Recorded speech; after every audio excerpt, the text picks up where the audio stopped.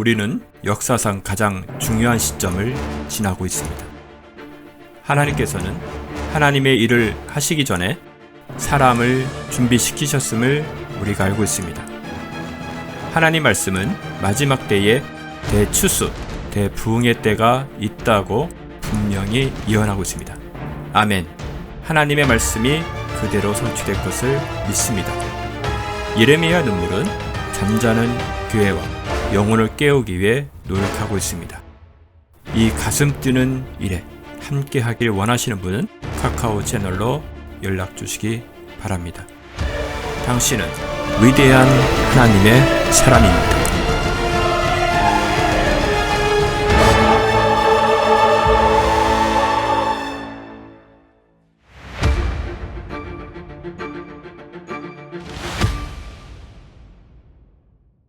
요한계시록 20장 1절에서 3절 제가 봉독해 드리도록 하겠습니다. 또 내가 보니 한 천사가 하늘 끝에서 내려오는데 그의 손에는 끝없이 깊은 구렁의 열쇠와 큰 사슬을 가졌더라. 그가 그 용을 잡으니 곧 마귀요 사탄인 옛뱀이라. 그를 1000년 동안 묶어두니 그를 끝없이 깊은 구렁에 던져서 가두고 그 위에 봉인하여 1000년이 찰 때까지 민족들을 다시는 미혹하지 못하게 하더라. 그 후에는 그가 반드시 잠시 동안 풀려나게 되리라. 아멘. 우리는 천년왕국을 공부하고 있지요. 반유대주의 사상을 이념을 가졌거나 혹은 대체신학을 이해하고 계시는 분들은 이 천년왕국에 관한 내용을 그다지 이렇게 관심 있게 하려고 하지 않을 것입니다. 대체신학을 한다든가 반유대주의가 되면 자연스럽게 닫히는 것은 천년왕국이고, 천년왕국은 7년 환란 후에 있는 시간이기 때문에 7년 환란과 천년왕국은 긴밀한 관계를 가지고 있는데, 만약에 천년왕국을 부인하게 되면 7년 환란도 부인하게 되는 것입니다. 그래서 그러니까 있을 수 없는 주장이라고 한다면 천년왕국이 무천년설이다 이렇게 주장을 하기도 하는데요. 오늘은 20장에 있는 이 내용을 가지고 이 천년왕국과 7년 환란의 관계 속에 어떤 연관이 있는지 살펴보고, 저번에 강조했던 것처럼 7년이라는 시간도 상징적인 숫자가 아니라 정확한 7이라는 분명히 숫자가 있지요.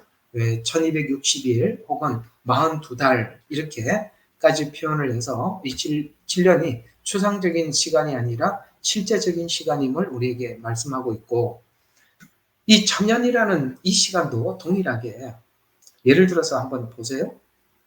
이 천년왕국이, 천년이라는 이 숫자가 많은 곳에 나와 있는 것이 아니라 20장에 이렇게 나와 있어요. 오늘 금방 읽었던 2절을 한번 보시면 2절 후반부에 보면 그를 1000년 동안 묶어두니라고 해서 분명히 이 옛뱀이요 그 다음에 용을 잡으니라는 이 마귀를 1000년 동안 분명히 이 숫자를 말하면서 1000년 동안 묶어두었다 이렇게 말씀하고 있지요.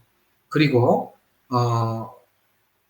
여기 1000년이라는 말이 또 어디 나오느냐면은 가두고 봉인하여 3절에 보니까 깊은 구렁에 던져서 가두고 그 위에 봉인하여 1000년이 찰 때까지라고 이렇게 말씀하고 있어서 이 1000년이 상징적인 시간이 아니라 실제적인 시간임을 성경은 말하고 있습니다. 그러니까 정상적인 복음을 전하는 사람들은 1000년이 추상적이거나 상징적인 시간이 아니라 분명히 숫자로서 표현한 1000년이다 이렇게 말씀하고 있다는 것에 대해서 우리 모두 다 정확한 이해를 하고 있고 부인하지 않습니다. 그러나 그렇지 않는 사람들은 이 1000년을 상징적인 시간 혹은 무천년 이렇게 주장을 하게 되는데, 이런 주장들은 전부 다 성경과 다른 주장이라는 것을 여러분 기억해 주시면서 오늘은 7년 환란기와 천년과의 관계가 어떤 관계 속에 엮여 있는지 여러분들과 함께 생각해 보려고 합니다.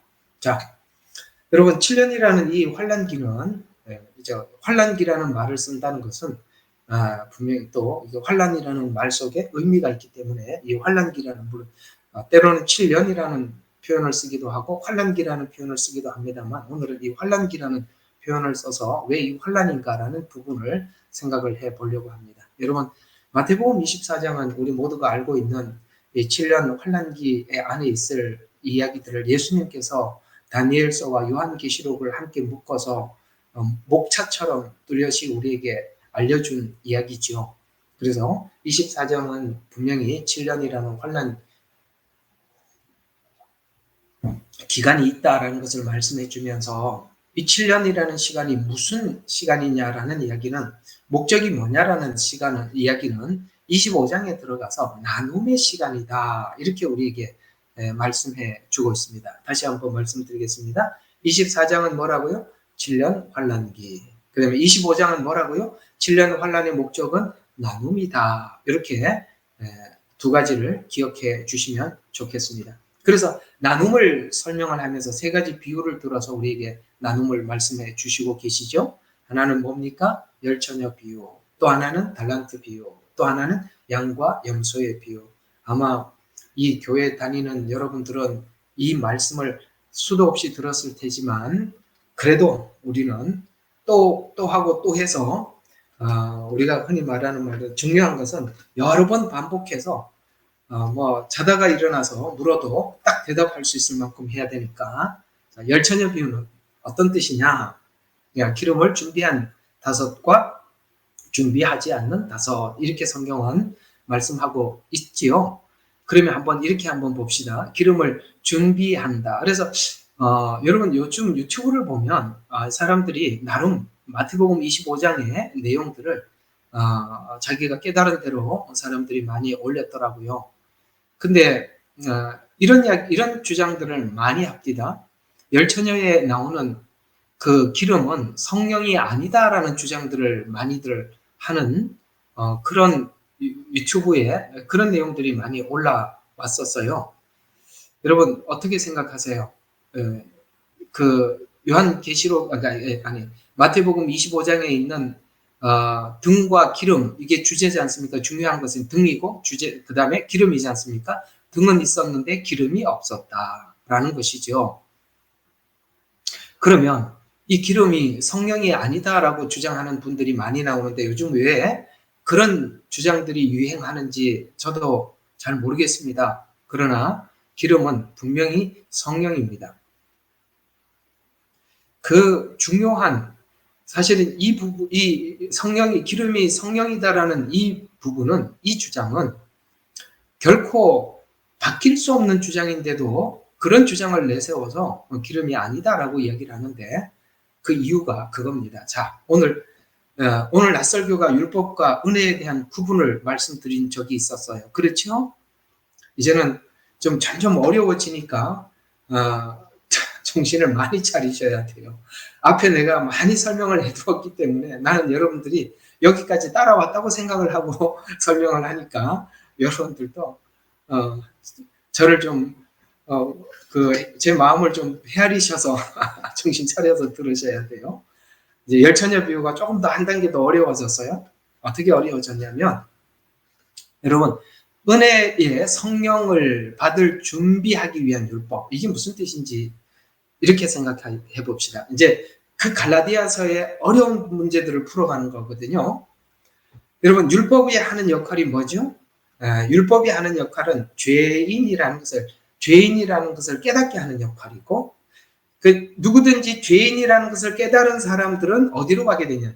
예수님을 붙잡게 되어 있죠. 예수님 십자가를 붙잡아서 우리 죄를 거기에다 용서함을 받도록 하죠. 그래서 예수님이 이 땅에 오셨을 때 죄인이라고 인정하는 사람들에게 찾아갔습니다. 그래서 예수님은 누구의 친구였다고요? 죄인의 친구다라고 말씀을 하고 있는 것입니다. 이와 같이 율법, 그러니까 은혜의 성령을 받기 위해서, 그러니까 예수님을 믿으면 어떻게 됩니까? 죄를 용서함을 받고 죄를 용서함을 받은 증거로 하나님께서 성령을 우리 속에 부어주시죠. 우리 마음속에 거하게 하시죠. 이게 사도행전에 하나님 앞에 회개한 자들에게 사도들이 성령이 각 사람에게 임하는 것을 보았더라라고 말씀하고 있습니다. 자, 그러면 율법이 하는 역할은 뭐냐? 죄인이라는 것을 깨닫게 해서 하나님 앞에 나오게 하고 죄를 하나님 앞에 고하여 용서함을 받고 용서함을 받은 증거로 성령이 우리 마음속에 임재하신다라는 것이 성경이 말하는 바로 죄인이 구원받는 과정을 그렇게 설명을 했습니다. 그렇다면 율법의 역할은 은혜를 받기 위해서 우리를 하나님 앞으로 인도하는데 정말 필요한 것이죠. 그것이 무엇이냐? 자, 열처녀 비유에서 설명을 한다면 열처녀 비유에서 율법은 쉽게 말해서 등입니다. 등. 한 단계 더 어렵게 설명을 했는데 알아들으시겠어요? 죄인이 예수님을 영접하게 되잖아요. 그러니까 죄인이 영접하게 되니까 죄인인 걸 깨닫게 하는 것은 율법의 역할이에요. 구약의 이스라엘 백성들은 등을 가진 것입니다. 예수님이 오시면 받아들일 수 있도록 율법을 받은 거예요. 그런데 예수님을 받아들였어요? 받아들이지 못했지요. 그래서 등만 있는 것입니다. 그래서 다섯은 등만 있는 것이에요. 오케이? 예. 여기까지 알아야 열처녀 비유가 이렇게 뻥 뚫어지는 거예요. 자, 그 다음 거기다가 성령을 담았습니다. 그래서 유대인들은 율법을 가지고 있으니까 구원을 받았다고 생각하는 거예요. 율법을 가지고 있고 율법을 지키고 있으니까. 근데 예수님께서 신랑이로다 맞으러 나오라 하는 소리를 들었는데 뭘 발견합니까? 아, 내게 기름이 없구나라는 것을 발견하죠. 됐지요? 이제 그 말이 이제 매칭이 되시죠? 예.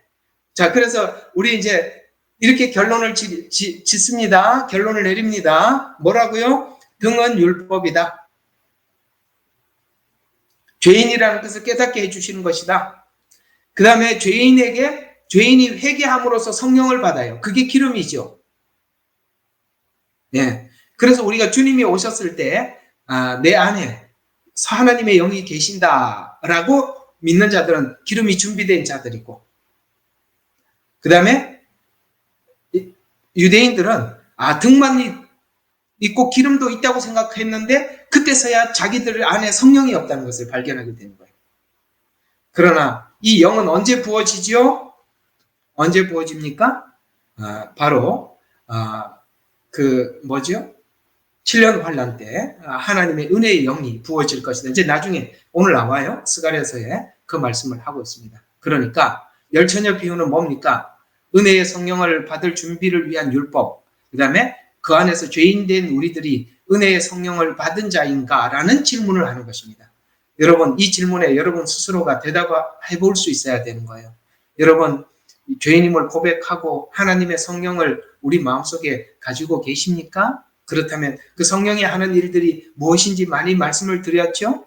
그리스도를 닮아가도록 우리의 삶을 주관하고 계시는 것입니다. 자, 두 번째, 이제 이 7년 환란기의 목적이 무엇이냐라는 질문 앞에 달란트 비유로 우리에게 질문을 두 번째 던지고 있는 것입니다. 이건 뭘 이야기하는 것일까요? 네가 받은 이 복음이 율법적인 복음이 아니라 은혜의 복음인가? 라고 질문하고 있는 것입니다. 한 달란트 받은 사람은 왜 땅에 묻어두었을까요? 그가 이해하고 있는 복음은 율법적인 복음이기 때문에 그렇습니다. 율법적인 복음은 우리를 변화시킬 수 없습니다. 우리를 새롭게 할 수가 없습니다. 그래서 땅에 묻어둔 것입니다. 주인은 굳은 사람이라 이렇게 생각한 겁니다. 율법은 그렇죠. 굳은 주인으로 이해하는 것입니다. 그저 지키면 복받고 지키지 않으면 복받지 못하는, 지키면 구원받고 지키지 않으면 구원받지 못하는, 그러니 지키는데 급급하지 나를 바꾸는 작업을 할 수 없어요. 이해가 가세요? 율법은 그래요. 나를 바꾸는 작업은 할 수 없어요. 지키는데 급급한 뿐입니다. 그게 율법주의자들이 가지고 있는 특징이기도 하죠. 그래서 이 받은 복음이 은혜로 이해했는가, 율법으로 이해했는가라고 질문하고 있는 것입니다. 제가 이 제목과 주제를 드렸으니까 다시 한번 이 비유들을 세 개를 읽어보면 여러분들의 은혜의 반경이 굉장히 폭넓어질 것입니다. 세 번째, 양과 염소의 비유는 모든 민족과 열방들을 모아놓고 하나님께서 심판하시는 거예요. 그건 이방인들에 대한 심판입니다. 그렇다면 지금 이 질문은 로마서 9장부터 11장의 질문을 하는 것이거든요. 원가지인 이스라엘과 연합되어 있는가? 네가 주체가 아니라 이스라엘이 주체고 너희가 거기에 접붙임을 받은 자인가라는 질문을 하는 것입니다. 그 대체 신학이 등장할 것을 이 양과 염소의 비유를 통해서 이미 우리에게 알려준 것이기도 합니다. 그렇죠? 양과 염소의 비유를 보면 여러분 이스라엘이 옥에 갇히지요. 그래서 여러분 이 원가지인 이스라엘이 마지막에 고통을 당할 것입니다. 거기에 찾아가서 먹을 것을 주기도 하고 아시겠습니까? 왜 그렇게 했겠습니까? 이스라엘과 우리는 하나라고 생각하기 때문에 그 일을 할 수 있는 것입니다. 그래서 이 열처녀 비유, 달란트 비유, 양과 염소의 비유는 제가 항상 말씀드린 것처럼 성경 전체의 맥을 모르면 이 세 가지는 반드시 엉뚱한 소리를 하게 되어 있습니다. 그래서 반드시예요. 여기 이게 뭐 단서를 붙여도 아무 하자가 없을 만큼 성령이 기름이 아니다. 기름은 성령이 아니다. 이런 엄한 주장을 하는 겁니다. 모르기 때문에 그럴 수밖에 없어요. 근데 몰라서 그러는 건지 하여튼 모르겠습니다만 요즘은 뭔가 자기 나름대로 깨달았다고 막 이렇게 올리는데 정말 이상한 사람들 많으니까 제발 보지 마세요. 제발 보지 마세요. 다 썰입니다. 예. 이런 하나님께서 아주 깊이 감추어준 비유들은 누구나 다 보라고 하나님이 열어둔 게 아닙니다. 이거는 정말 하나님이 사랑하는 자다. 여러분 아가서를 보면 하나님께서 침실로 인도하는 도다라고 말씀하고 있어요. 침실에서는 부부가 남들이 알지 못하는 비밀을 다 알려주는 겁니다. 침실에서 가르쳐 주는 거예요. 그래서 나를 침상으로 이끌어 드리는 도다. 주님과 정말 그렇게 야다하는 만큼 아주 깊은 관계가 아니면 성경을 풀다가 말고 엉뚱한 데로 가는 거예요. 하나님의 진짜 깊은 비밀들은 하나님께서 진짜 사랑하는 자에게만 열어주시는 거예요. 자, 열처녀 비유 이렇게 정리를 해둡니다. 여러분 꼭 기억하시고 이 관점에서 열처녀, 달란트, 양과 염소를 비유를 보고 나면 7년을 통해서 뭘 하려는지 7년 환란기를 통해서 나누는 것이구나. 준비한 5과 준비되지 못한 5. 그 다음에 뭐지요? 달란트 비유에서 1달란트와 5달란트, 2달란트 이 둘을 나누고요. 그 다음에 양과 염소를 나누는 거예요. 그래서 7년은 뭐 하는 시간이다? 나누는 시간이라고 말씀하면서 나누어지게 염소의 계열에 쓰는 사람, 1달란트 쪽에 서는 사람은 이런 사람이니까 너가 그런 사람인지 점검해봐라 라고 우리에게 체크리스트를 보여준 거예요. 체크리스트를. 자, 그러면 7년을 통해 나누어진 자들이 이제 천년 왕국이 나누어진 채로 들어가는 거거든요. 나누어진 채로 들어가는 겁니다. 이 시간을 맞이하기 1년을 통해 나누어진 자들은 천년 왕국과 천년 왕국 후에 다 나누어질 것입니다. 오케이? 자, 그러면 통치하는 자는 누구냐? 그 다음에 통치받는 자가 있어요. 천년 왕국에 통치자가 있고 통치받는 자가 있어요. 여러분 또 이렇게 이야기하는 것도 다 아닙니다. 통치하는 자는 예수님이고 통치받는 자는 우리다. 전혀 아닙니다. 천년 왕국에 우리도 통치하는 자로 들어가는 것입니다. 부활을 말씀드릴 때 말씀을 드렸었어요. 우리는 영의 부활을 가진 자들이라고 했고 육의 부활을 받은 자들은 통치받는 자로 들어간다고 말씀을 드렸습니다. 자, 그러면 통치하는 자는 누구냐? 지혜로운 왜 지혜로운 5처녀인데 왜 7처녀라고 적었습니까? 예, 이거는 오타입니다. 자, 지혜로운 5처녀. 그 다음에 은혜의 복음을 받은 성령을 받은 자. 아까 그 세 비유 말이에요. 앞에 10처녀, 달란트, 양과 염소의 비유와 연결해서 지혜로운 5처녀, 그 다음에 은혜의 복음을 받은 성령을 받은 자, 기름, 그 다음에 원가지 이스라엘의 접붙임을 받은 자, 이들이 통치하는 자예요. 하나님의 영을 받은 자. 예수님을 구주로 받아들여서 성령이 거한 신부로서 신령한 몸을 입고 부활에 참여한 자들, 이들을 우리는 통치자들이라고 성경은 말씀하고 있습니다. 자, 그러면 통치받는 자, 이 통치받는 자, 특별히 유대인들 중에 이들이 많습니다. 유대인들 중에 많아요.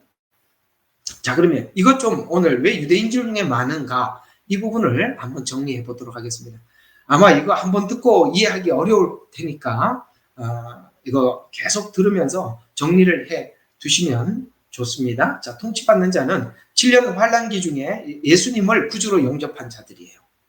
7년 환란기 중에. 그래서 너희가 견디는 자는 구원을 받으리라 라고 말하는 이 견딤은 바로 그런 의미를 가지고 있는데요.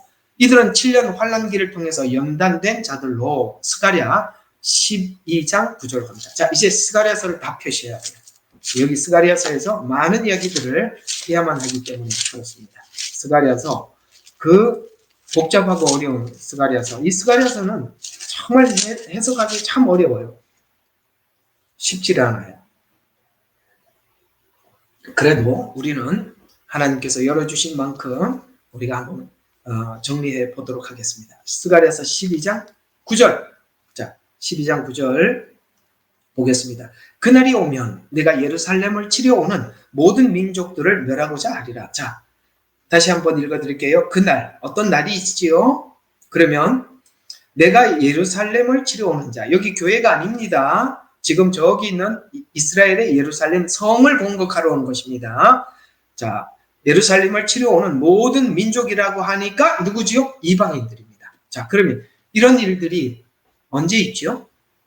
예루살렘을 치러 오는 이 시간이 언제죠? 7년 환란기 중에 2번 있죠. 한 번은 유브라데 전쟁, 한 번은 아마겟돈 전쟁입니다. 적어 두세요. 그날은 전쟁을 이야기하는 것입니다. 근데 이 전쟁에 이들이 참 용감하지요. 8절을 보세요. 그날에 주는 예루살렘 거민을 보호하리니. 여러분, 그렇게 하나님 이스라엘 백성들을 그 전쟁 중에 보호하신다고 약속하셨어요. 그러면서 그날에는 그들 가운데 약한 자가 다윗 같겠고, 얼마나 이스라엘이 용사가 됐는지 아시겠죠? 그 다음에 다윗 집이 하나님 같이 그들 앞에 선 주의 천사같이. 이방인들을 볼 때 그 이스라엘 병사 한 사람이, 군사 한 사람이 다윗과 같아서 우러러 보더라는 거예요. 어떻게 우러러 보느냐? 다윗의 집이 하나님 같이 되리라. 와, 이거 온 세상이 알더라. 그곳이 하나님이 임하는 곳이고 하나님이 보호하는 것을 사람들이, 이 전쟁을 하러 온 사람들이 보고 온 세상 사람들이 하나님이 함께함을 보게 되더라. 여러분, 다윗과 하나님이 함께해서 용사가 되었듯이 이스라엘 백성들이 그렇게 용사가 되더라 라고 하면서 그들 앞에 선 주의 천사같이 되리라. 그만큼 천사 하나가 얼마나 많은 적군을 물리칩니까? 이런 것처럼 이스라엘이 그렇게 될 것이다 라고 말씀하고 있습니다. 또 이제 그때 이스라엘 백성들은 그들의 용감하지만 그 용감하면서 하나님께 여러분, 다윗이 전쟁을 하면서 계속 하나님을 의지했었어요. 그래서 그들이 다 하나님을 의지할 때 하나님이 어떻게 해주시냐. 10절을 보니까 또 내가 다윗의 집과, 여러분 요거 다 교회로 풀면 그래서 스가랴서가 안 풀리는 거예요. 대체 신학으로 푸니까 안 풀리는 거예요. 여기서 분명히 다윗의 집은 이스라엘을 이야기하는 것입니다. 이스라엘을 표현할 때 다윗의 집이라고 표현하거든요. 그 다음에 예루살렘 거민들 위해 은혜의 간구의 영을 부어주리니. 여러분, 은혜의 간구의 영은 뭡니까? 성령님이세요. 아까 말씀드린 것처럼 이스라엘 백성들은 자기가 기름이 없다는 것을 주님의 재림이 임박했음을 보게 되고, 오케이? 그때서야 하나님께 구하게 되는 것입니다. 그때 하나님이, 여기 은혜의 영, 아까 말씀 기름이 성령이라고 했죠. 그때 하나님께서 이스라엘에게 하나님의 영을 부어주신다는 거예요. 하나님의 영을 부어주면 첫 번째 나타나는 증상이 뭐지요? 은혜의 영을 부어주니까 그러면 그들이 찔렀던 나를 볼 것이요. 은혜의 영을 부어주니까 예수님을 보게 되더라. 지금 우리는 하나님의 영을 부어주셔서 하나님 예수님을 봤지만 이스라엘은 이때 그것을 보게 될 것이다. 그래서 그들이 찔렀던 나를 볼 것이며 그들을 위하여 애통하리니 마치 어떤 사람이 자기 외아들을 위하여 애통한 같이 할 것이고 그들이 그를 위하여 비통에 잠기리니 마치 어떤 사람이 처아들을 위하여 비통에 잠기듯 하리라. 여러분, 부모가 아들을 잃었을 때 그 비통함은 말할 수가 없는데 마치 처아들을 잃은 것 같은 애통함이 이스라엘에게 있을 것이다라고 말씀하고 있습니다. 저는 이스라엘이 이 정도로 애통할 것이라고 생각합니다. 그들이 지금까지 하나님을 믿는 믿음 때문에 이방인으로부터 받았던 그 외면과 왕따와 슬픔은 어떤 민족도 이해할 수 없습니다. 너무나도 불쌍해. 이들이 이제 예수님을 발견하고 난 이후에 가진 애통은 상상을 초월할 것입니다. 그래서 마치 어떤 사람이 처아들을 위하여 비통에 잠기듯 하리라 라고 말씀하시면서 이 성령이 임하자 13장 1절을 보면 그날에 다윗의 집과 예루살렘 거민 똑같이 이야기하죠. 아까 10절하고 다윗의 집과 이게 지금 그날은 아까 전쟁의 날이에요. 예루살렘 거민들의 죄와 불결을 씻는 셈이 열리리라. 전쟁을 통해서 죄를 발견하게 되고 하나님의 은혜의 영을 구할 때 하나님의 성령을 받게 되고 그들의 회개가 정말 임하여서 죄와 불결을 씻는 셈이 활짝 열려서 하나님 앞에 셈이 열린다는 말은 회개가 이루어질 것이다 라고 말씀하고 있는 것입니다. 그래서 우리가 지금 있는 이 성령 안에서 있는 일들이 그들은 이 7년의 이 기간 동안에 이루어질 것이라는 걸 우리에게 말씀하고 있는 것입니다. 이와 같이 그 십자가 이후에 보내주신 성령님, 십자가가 우리의 죄를 용서한 것이라면 성령님은 그 죄를 용서하신 예수님을 보게 하는 거예요. 오케이? 이것이 구원의 완성인데 이 구원 이외에 다른 어떤 구원도 없다는 거예요. 그래서 저와 여러분이 받은 구원은 이제는 더 이상 구원을 위해서 뭔가가 더 있어야 되는 것이 아니라 이게 전부예요. 그래서 더 이상 구원의 계획은 아무것도 없다라고 얘기를 합니다. 자, 한번 3절과 4절, 13장 3절, 4절 한번 보십시다. 어떤 자가, 자, 우리 2절 후반부에 보면 내가 한 선지자와 더러운 영을 그 땅에서 떠나게 하리라. 여러분, 지금까지 이스라엘이 왜 속았어요? 왜 많은 사람들이 속아 있습니까? 이 더러운 영, 악한 영이 거짓 선지자들에 임해서 거짓말로 거짓 복음을 전했기 때문에 사람들이 구원을 받지 못했단 말이에요. 그래서 그날이 되면 주님께서 어떻게 하시느냐면은 오늘 여기 보니까 내가 또 한 선지자와 더러운 영을 그 땅에서 떠나게 하여서 다시는 예언하지 못하게 하는데 3절에 보니까 이제는 이 모든 예언이 다 완성이 되었을 때 어떤 놈이 또 거짓말하기 위해서 거짓 선지자가 와서 거짓말을 할 때, 자, 3절을 봐요. 그 말이에요. 이제는 아무것도 예언할 수가 없다. 어떤 자가 여전히 예언하게 되면, 예언이라는 왜 예언을 합니까? 앞으로 이런 일이 있을 것이다라고 예언할 거 아니에요. 앞으로 있을 일을 예언할 거 아니에요. 근데 그 예언을 할 게 없다는 거예요. 다 했기 때문에. 7년에. 이 7년이 마지막인데 뭘 예언할 게 또 있냐 이 말이에요. 그래서 이 말이에요. 어떤 자가 여전히 예언하게 되면 그는 낳은 그 아비와 그 어미가 그에게 말하기를, 자, 누가 막 예언을 하는데 그 부모가 와서 너는 살지 못하리니 이는 내가 주의 이름으로 거짓말함이라 할 것이며 그를 낳은 그 어미와 그 아비와 어미는 그가 예언할 때 그를 찌르리라. 아시겠어요? 이 무슨 말이에요? 더 이상 예언이 없는데 예언을 하는 것은 거짓 예언이라는 거예요.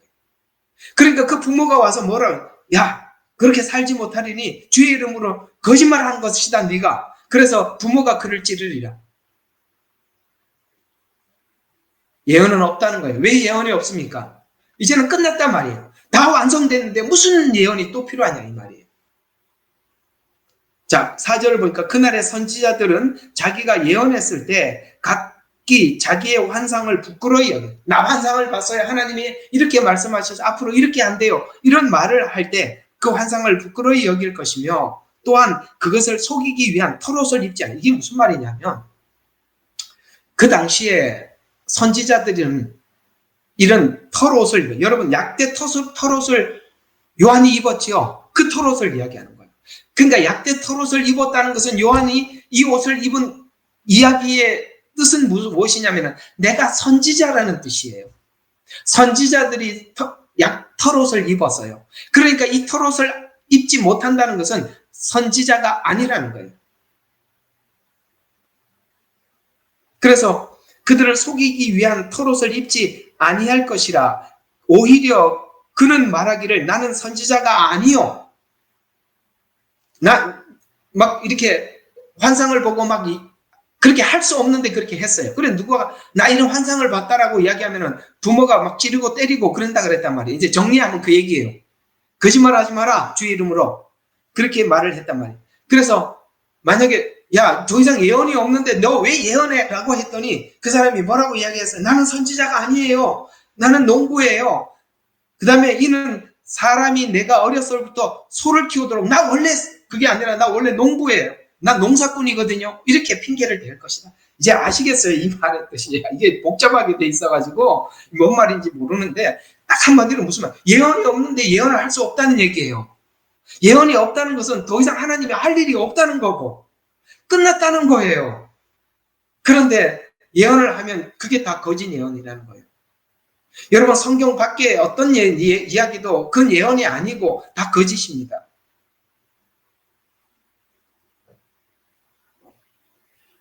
아이고 내가 언제 한번 여러분들 이거 꼭 설명할 날이 와야 되는데 이거 사람들이 읽고 무슨 뜻인지 모를 텐데 생각을 했는데 오늘 말씀을 해드렸으니 한 번 말해도 알아들으셔야 해요. 그리고 이제 간단한 이야기예요. 예언이 없는데 예언을 할 수 없다. 이런 이야기입니다. 자 그러면 더 이상 구원은 더 할 게 없다.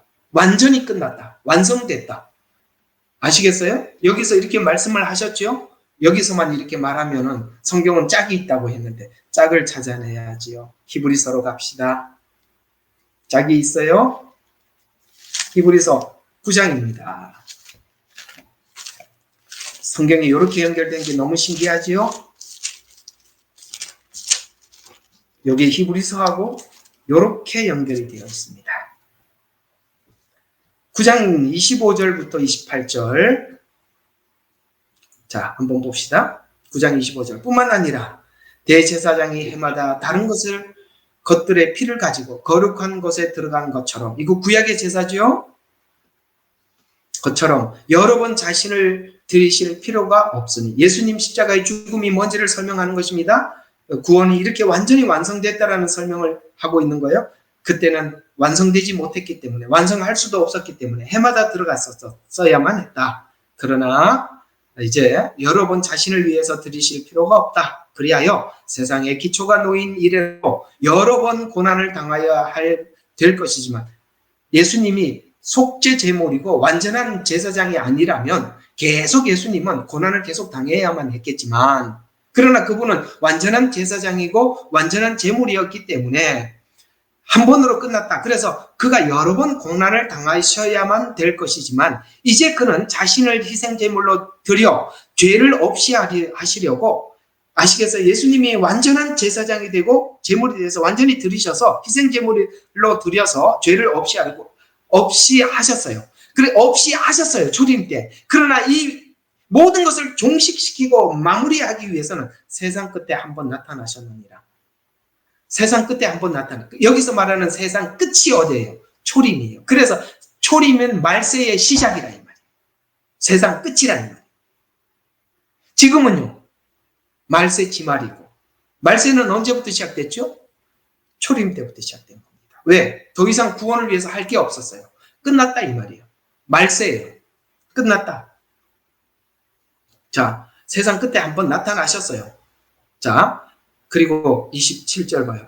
나 이거 참 이런 거 하면 할 얘기는 많은데, 자, 우리 그 전도지에 써 있는 거잖아, 그죠? 맞죠? 우리 한번 읽어봐요. 시작. 한 번 죽는 것은 사람에게 정해진 것이요. 그 뒤에 심판이 정해진. 맞아요. 이 전도지에 이 말이 틀린 건 아니에요. 그러나 원래는 이 말이 그 말이 아니었어요. 이게 무슨 말이냐면 예수님의 희생 죽음을 26절에서 말하고 있다가 바로 연결해서 한 번 죽는 것은 정해진 것이요. 이렇게 넘어왔어요. 그러면 한 번 죽는 것은 정해진 것이요가 우리에게도 있는 거지만 지금 여기 한 번 죽음이 정해져 있는 것이 누구였다라는 얘기입니까? 그 앞에 예수님이잖아요. 지금 예수님 이야기를 하고 있는데 그건 우리 전도지에다가 쓴 거예요. 신기하죠? 이런 걸 찾아내는 거예요. 그래서 한 번 죽는 것은 사람에게 어떤 사람에게? 우리 모두에게 정해져 있고 예수님에게도 인간으로 태어났기 때문에 죽음이 정해져 있었어요. 그러나 우리의 죽음은 내 죄 때문에 죽은 것이고 예수님은 완전한 희생 제물로 죽은 거예요. 그 죽음이 다르다. 이걸 설명하는 거예요. 그래서 예수님도 인간이기 때문에 죽음이 정해져 있었지만 그 뒤에 심판이 정해진 것 같이 그리스도께서도 많은 사람들의 죄를 담당하시려고 한 번 죽는 것처럼 한 번 들여져요. 여기서 앞 27절에 한 번이 28장에 한 번으로 다시 설명하고 있는 거예요. 아시겠어요? 그리스도께서 한 번 들여져. 지금 뭘 강조하는 거예요? 예수님의 죽음은 한 번 죽음으로 완전한 영생을 취했다. 이걸 설명하는 거예요. 한 번 죽음으로 영생을 완전히 취했다. 그래서 우리가 영생을 얻기 위해서 뭐 할 게 아무것도 없다 이 말이에요. 그래서 한 번 들여주셨고 두 번째 자기를 바라는 자들을 우리가 지금 바라고 있어요. 재림을 이야기하고 있죠. 그래서 두 번째 자기를 바라는 자들을 구원에 이르게 하시려고 죄 없이 나타나시리라. 오케이? 초림 때는 죄 없으신 분이 죄를 뒤집어 쓰고 나타나셨고 재림 때는 죄를 용서하신 분이 심판하기 위해서 나타나실 것이에요.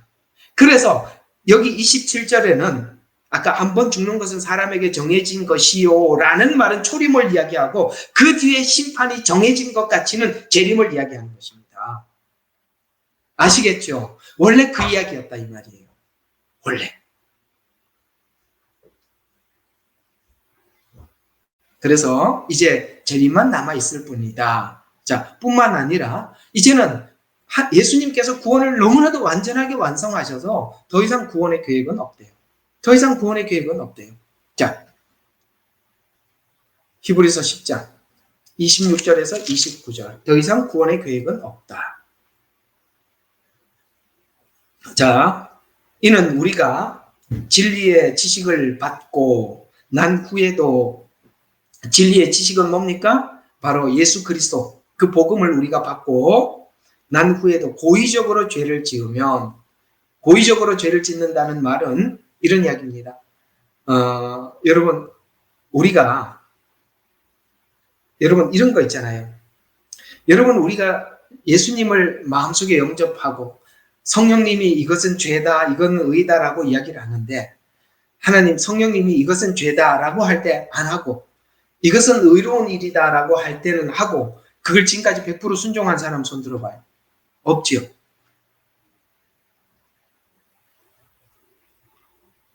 없지요. 예, 없어요. 우리는 알면서도 죄를 지었습니다. 그러면 여기서 말하는 말로 표현된 것을 보면 오늘 여기 진리의 지식을 받고 난 후에도 고의적으로 죄를 지으면 이렇게 표현하고 있는 이 고의적은 어떤 걸까요? 여러분 우리가 그러면 한 번 더 물어봅시다. 어떤 죄를 지을 때 이건 하나님이 죄다, 이것은 의다라고 하는데 여러분 고의적으로 죄라는 것은 죄라고 말할 때는 반대로 하고 의라고 말할 때는 죄를 짓고 여러분 이렇게 하나님이 주신 말씀을 뒤바꾸기 위해서 고의적으로 죄를 지었어요? 아니면 믿음이 안 따라줘서 죄를 지었어요. 고의적으로 한 거예요. 하나님 앞에 반항하기 위해서. 아니면은 정말 내가 하고 싶은데 내가 믿음이 약해서 했어요. 분명히 두 번째죠. 예. 그건 고의는 아니에요. 주님은 그거는 하나님께서 알려주시고 또 기다려주시고 격려하기도 하고 책망하기도 하시고 그렇게 하세요. 이해가 가시죠? 고의적으로 죄를 짓는다는 것은 예수님 십자가 은혜 자체를 거부하는 것입니다. 요거 가지고 사람들 자꾸 오가매는데 속지 마세요. 아시겠습니까? 죄 지으면 지옥 가, 절대 죄 짓지 마. 이렇게 얘기하는. 여러분, 그런 이야기하고 다른 거예요. 내가 그러잖아요. 율법에 매이지 말라고. 하나님께서 우리에게 자유를 주었는데 다시 율법으로 돌아가지 말라 이 말이에요. 그들이 굉장히 의로운 복음을 전하는 것 같아 보이지만 가짜입니다. 그건 복음이 아니라 율법이에요. 자, 그럼 한번 보세요. 고의적으로 하나님께서 주시는 그거를 거부하는 거예요. 고의적인 죄. 여러분, 우리가 성경에서 말하는 죄는 가장 큰 죄가 뭐라고 생각하십니까? 죄의 경중을 나눈다면 예수님을 구주로 영접하지 않는 죄입니다. 맞지요? 우리가 죄인이라서 지옥 가는 게 아니라 예수님께 우리 죄를 맡기지 못해서 내가 지고 가기 때문에 지옥 가는 거예요. 여기서 분명히 말하고 있어요. 더 이상 죄들을 위한 희생제가 남아있지 않는데요. 예수님은 완전한 희생 제사를 지냈어요. 이제는 예수님 말고도 또 다른 어떤 죄를 지을게. 여기서 그렇다면 고의적으로 죄를 짓는다는 것은 하나님 앞에 이제는 은혜가 아니라 율법으로 돌아가는 거예요. 그게 고의적으로 하는 거예요. 이해가 가세요? 우리가 율법으로 하나님 앞에 자꾸 돌아가려고 하는 것은 십자가 자체를 거부하는 거예요. 그게 고의적인 죄라고 이야기를 하는 거예요. 27절에 보니까 더 이상 희생제가 남아있고 다만 대적하는 자들을 집어삼킬 심판과 맹렬한 분노로 두려운 마음으로 기다리는 것만 남아. 이게 뭡니까? 마지막 때 하나님께서 심판을 하실 때는 대적하는 자들을 심판하시고 하나님께 그 대적하는 자들을 어떻게 하신다고요? 맹렬한 분노로 하나님께서 심판하실 것이다. 그게 여러분 이 심판은요 하나님께서는 조금의 자비도 없는 거예요.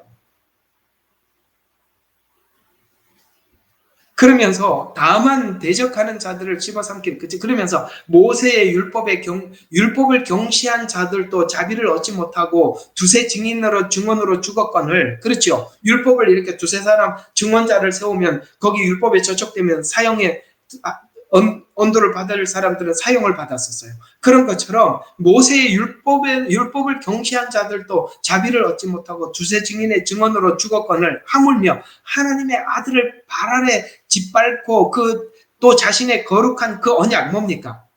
바로 예수님께서 우리 피를 흘리시고 십자가에 죽으신 그 언약 이야기하는 거예요. 피를 거룩하지 아니한 것으로 간주해서 아까 고의적으로 죄를 짓는 거예요.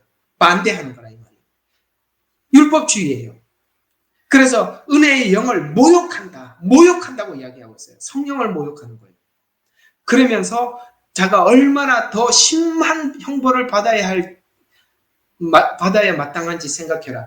여러분 공감 가세요? 율법주의가 얼마나 무서운지.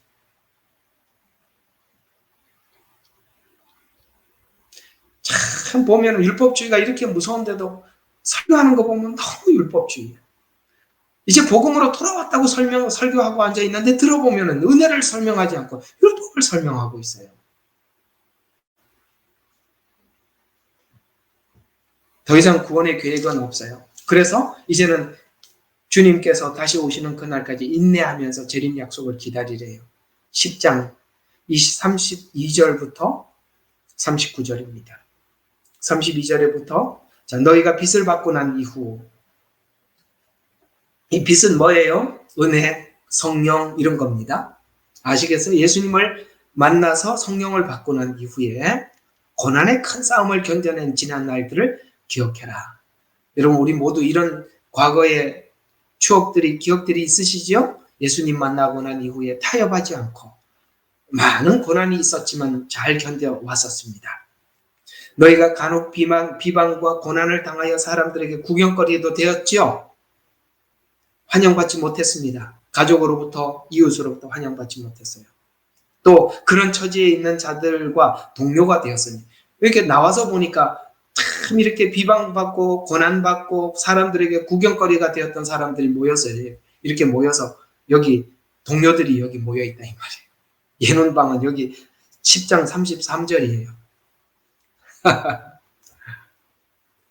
자, 너희가 갇혀있는 나에게 연민을 갖고, 지금 이 히브리서를 쓴 사람도 갇혀있다고 이야기하고 있어요. 그래서 같은 연민을, 믿음을 지키려고 하다 보니까 사람들로부터 이렇게 비방당하고 고난당하고 구경거리가 되고 사람들로부터 외면당했어요. 그래서 지금 이렇게까지 왔어요. 그래서 갇혀있는 나에게 연민을 갖고 너희 재산을 빼앗기는 것도 기꺼이 당했었어요. 옛날에 그랬었어요. 재산보다 신앙을 선택했었어요. 하늘에 더 좋고 영구한 재산이 있음을 너희가 알미니라. 그래서 여러분들 이거 다 양보한 거 맞죠? 하늘에 영구한 재산이 있기 때문에 양보한 거 맞지요? 예. 하늘에 영구한 이런 재산이 있기 때문에 여러분들은 더 하나님 앞에 가까이 오고 싶었던 분들이십니다. 그러므로 이 확신을 버리지 마라. 그 다음에 이렇게 살아가는 모든 것이 하나님 앞에 큰 상이 된다. 오케이? 네. 믿지 못하는 사람들은 이거 할 수 없는 일인데 우리 믿으니까 그걸 할 수 있었던 거죠.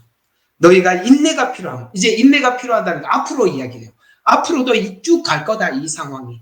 그래서 인내가 필요하면 너희가 하나님의 뜻을 행한 후 그 약속을 받게. 그 약속이 뭐죠? 아까 앞에서 큰 상, 영구한 재산, 영생 이런 것들이죠. 그 약속을 받기 위한 일이다. 조금 있으면 오실 이가 오시리니 지체하지 아니하시리라. 아멘. 우리 주님이 곧 오신대요. 이제 의인은 믿음으로 말미암아 살리라. 믿음이 뭐로 갔어요? 인내하는 믿음으로 사는 거예요. 고난이 오고 비방이 와도 사는 것으로 가서, 그러나 누구라도 뒤로 물러나면 내 혼이 그를 기뻐하지 아니하리라.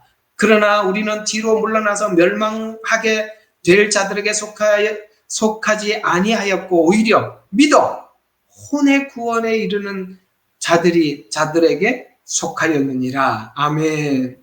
우리 영원히 구원받은 자들이에요. 그러니 우리는 이 구원을 누구에게도 양보할 수 없고 빼앗길 수도 없어요. 그리고 이 구원은 예수님 십자가 안에서 완벽하게 이룬 구원입니다. 이제는 더 이상 그 무엇도 필요하지 않습니다. 그래서 예수님이면 충분하고 완전하고 완벽한 것입니다. 그 얘기를 하는 것이죠. 그래서 오늘 히브리서에서도 구원 완성됐다, 완전하다, 완벽하다. 그러니 이제는 더 이상의 예언이 필요 없다. 스가랴서 다시 넘어갑니다. 13장 5절. 그래서 아까 말씀드린 것처럼 더 이상 오히려 그가 말하기를 나는 선지자가 아니요 나는 용부라. 사람이 내가 어렸을 때 소를 기르도록 가르쳤습니다. 그래서 선지자가 예언자라고 이야기해서 선지라고 나와서 거짓 예언을 했대. 부끄러워서. 아예 저 예언자 아닙니다. 그렇습니다. 이렇게 하더라 이 말이에요. 그래서 7년 환난 계획으로 완전하게 이 구원은 완전했고, 완전히 이 구원의 계획은 심판을 위해서 다시 오시리라고 말씀하신 것처럼 막을 내릴 것입니다. 그래서 7년의 목적이 뭐냐? 이렇게 13장 8절과 9절에 이렇게 결론을 내리고 있습니다. 주가 말하노라. 온 땅에서 3분의 2가 끊어지고. 왜 이렇게 나오죠? 요한계시록을 보니까 그래요. 3분의 1이 어떻게 되고 3분의 1이 그래서 전체를 보니까 3분의 2가 끊어지고 죽을 것이나 3분의 1은 거기 남으리라. 내가 그 3분의 1을 불로 통과케 하여 은을 정렬하듯. 이게 7년의 목적이라는 거예요. 7년 환란의 목적이 환란이라고 써야 되는 것은 불을 통과하는 시간이니까. 그래서 불로 통과하게 해서 은을 정련하듯이 그들을 정련할 것이며 금을 단련한 것처럼 그들을 단련하리라. 단련하는 것처럼 단련하리라. 그들이 내 이름을 부르리니 내가 그들을 들으리라. 내가 말하기를 이는 나의 백성이라 할 것이요. 이렇게 연단받고 십자가의 은혜를 아는 사람들을 하나님 뭐라고 이야기해요? 이는 내 백성이라 할 것이요. 그들은 주는 나의 하나님이라 서로 화답이 될 것이다. 이것이 안 됐는데 어떻게 천년왕국에 함께 살 것이며 천국에서 함께 살 수 있겠습니까? 이것이 안 됐는데 여러분, 사랑하지도 않는 사람하고 어떻게 살겠어요? 결혼이 중요합니까? 사랑해야 결혼을 하죠.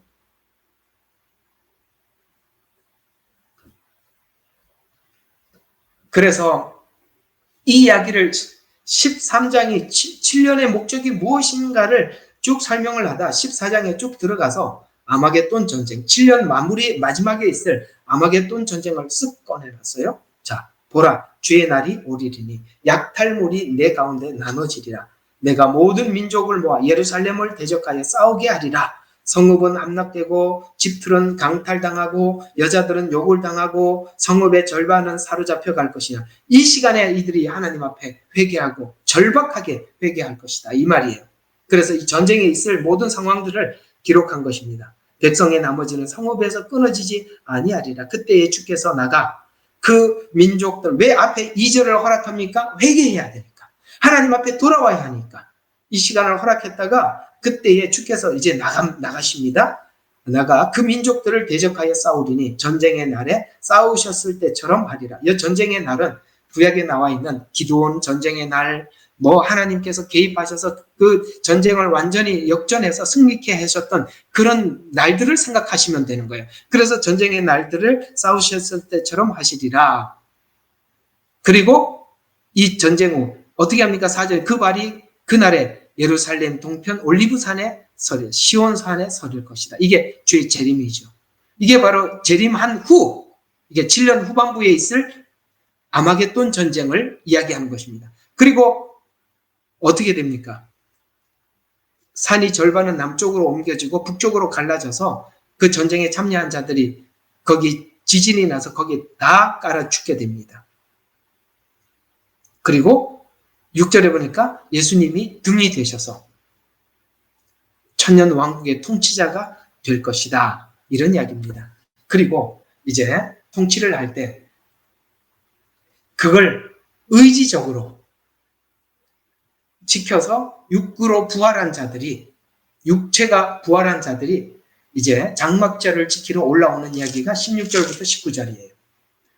그래서 16절을 보니까 예루살렘을 치러 온 모든 민족들 가운데 남아있는 자도 그 왕 만군에, 여기서 치러 온 민족 가운데 남아있는 자라는 말은 이들은 예루살렘을 공격하다가 누구를 만나는 겁니까? 하나님 되심을 보는 거예요. 그래서 누구는 이스라엘은 전쟁을 겪으면서 하나님 되심을 만나고 여기에 참여한 이방 민족들도 이 전쟁을 하면서 하나님 되심을 만나고 이 전쟁을 통해서 서로가 그렇게. 그래서 하나님 왜 이 전쟁이라는 방법을 통해서 할까? 여러분, 전쟁은 절박하거든요. 전쟁이 일어나면 인간은 누구나 죽음을 생각하게 됩니다. 그때 인간이 절박하게 되죠. 그래서 이 방법을 하나님 쓰시겠다고 하셨어요. 그래서 남아있는 자도 각기 그 왕 만군의 주께 경배하여 또 장막절을 지키려고 해마다 올라올 것이다. 그래서 매년 이 장막절을 지키러 오는데 땅의 모든 족속 중에서 그 왕 만군의 주를 경배하고 예루살렘에서 올라오지 아니하는 자들은 비가 내리지 아니. 그 여러분들이 쭉 아는 거니까 여기 하나 좀 추가할 게 있어요. 21절이에요. 21절을 보면 이런 말이 하나 쑥 지나가요. 정녕 예루살렘과 유다에 있는 모든 솥이 만군의 주께 거룩함이 될 것이요. 솥은 희생제를 드릴 때 하나님 앞에 그 고기를 삶아 드리는, 우리가 구약의 제사를 생각하면 돼요. 솥들을 가져다가 거기에 삶으리라. 또 그날에 만군의 주의 집에 가나안인이 더 이상 없다. 라는 이 가나안인은 도대체 누구냐 이거죠. 성경에 이 가나안인이라고 나오는 이 말은 세속적인 자가 없다. 천년왕국에는 세속적인 자가 하나도 없대요. 왜? 예수님께 가르침을 받기 때문에 그렇다. 이런 이야기입니다. 아이고, 어려운 이야기 다 했습니다. 그러면 하나만 더 하고 오늘 끝나겠습니다. 두 번째 이야기가 좀 중요했기 때문에 하나만 더 하는데 그게 뭐냐면 이제 하나님을 모독한 자들은 어떻게 되느냐. 자, 하나님을 모독한 자들은 7년 환란 때 특히 대적 재앙 때 죽을 것입니다. 그래서 그 대적 재앙 때 보면은 하나님을 모독하더라. 하나님이 아무리 무슨 심판을 해도 하나님을 모독하더라. 이렇게 나와요. 그때 대적 재앙 때 죽을 것이고 그들은 그 죽음 이후에 천년 왕국 후에 백보자 심판 때 부활할 것입니다. 오케이? 부활의 시기 아시겠죠? 그걸 보고 둘째 부활이라 이렇게 말씀했다고 부활할 때 설명을 해드렸습니다. 이렇게 연결이 돼요. 자, 대적재앙 때 그들은 해의 뜨거움, 그 다음에 바다와 강의 피를 마시고 이게 대적재앙 때 있을 일들이에요. 종기와 악창, 이거 표를 받은 사람들이 나는 것이죠. 그 다음에 기근, 지진, 우박으로 죽임을 당하게 됩니다. 이들은 표를 받고 짐승에게 경배한 자들은 다 죽을 것인데 그러나 표를 받지 않고 살아남은 자들은 천년 왕국 시대를 살게 될 것이다. 이들은 천년 왕국의 육체로 들어가 살 것입니다. 이제 다 이해가 됐지요? 부활도 말씀을 드렸고 천년 왕국 때 어떤 일이 있을 것인지 그것이 7년이라는 시간 안에서 모두 나누어진다라고 말씀을 드렸습니다. 정리가 되셨습니까? 안 돼도 이해하셔요. 안 되는 분들은 복습을 하시면 됩니다. 꼭 하셔야 됩니다. 제가 보니까 이단들이 이런 걸 속여서 파고 들어와요. 이런 걸 다 거짓말 하더라고요. 여러분들이 딱 알고 있으면 이 사람이 이걸 사람들이 모르는 줄 알고 이렇게 속이는구나. 금방 알게 됩니다. 이것이 성경이 말하고 있는 그대로 정통 복음이 이렇게 설명을 하고 있는 것입니다. 기도하고 마치겠습니다.